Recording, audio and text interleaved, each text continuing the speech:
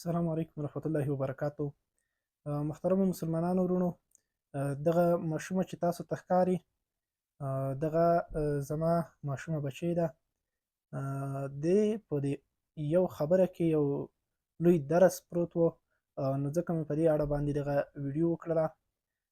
دغه ماشومې ویډیو تاسو وګورئ، زه بیا تاسو ته یو څو خبرې وکړم.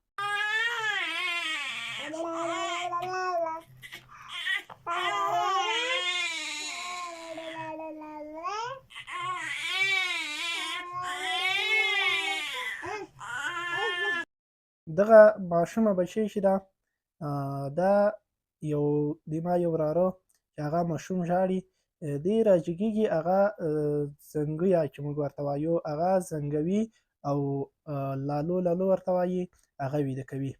نو په دې اړه که موږ او تاسو لږ ژور فکر وکړو، دغه ماشومه چې ده تقریبا دا د 10 میاشتو نه تر 1 کال پورې عمر لري. هېڅ یوه خبره نشي کولی، حتی چې یو چا نوم نشي اخیستی، خو لیکن دا خبره یې زده کړې ده چې هغه للو للو ووایي.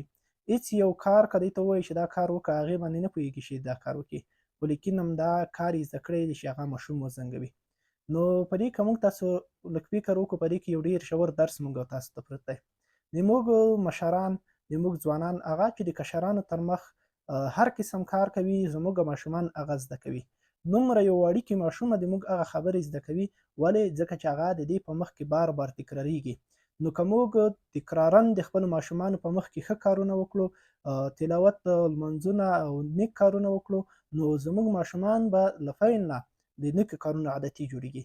اما که موږ د ماشومانو تر مخ بد کارونه، بې ځایه خبرې کوو، نو دا د ماشومتوب نه د دوی په ذهن کې ټیپ کېږي، پاتې کېږي، چې هغه بیا وروسته دوی همغه عمل کوي او همغه خبرې وي. بیا موږ وایو چې دا ماشوم بدعمله دی، دا بې ځایه دی، دا داسې کوي او دا داسې کوي. هغه اصلا زموږ د مشرانو درس دی چې دوی ته د موږ لخوا ورکړی شوی دی. نو یو ماشوم ډېر څه زده کولی شي، په ډېر څه باندې پوهېدلی شي. یو لیکوال ډېره نادره خبره لیکي.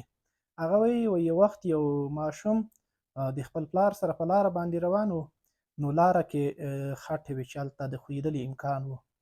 وایي دغه پلار دغه خپل ماشوم بچي ته وایي، وایي بچیه فکر کوه چې خټې کې ونه ښویېږي، ونه غورځېږې.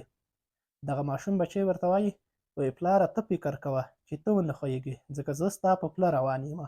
نو ماشوم د خپل مور او پلار په پله درومي. نو مور او پلار باید د ماشومانو په مخ کې ډېر نیک کارونه، ښه کارونه، اذکار، تلاوتونه وکړي، تر څو زموږ ماشومان د هغوی سره عادت شي.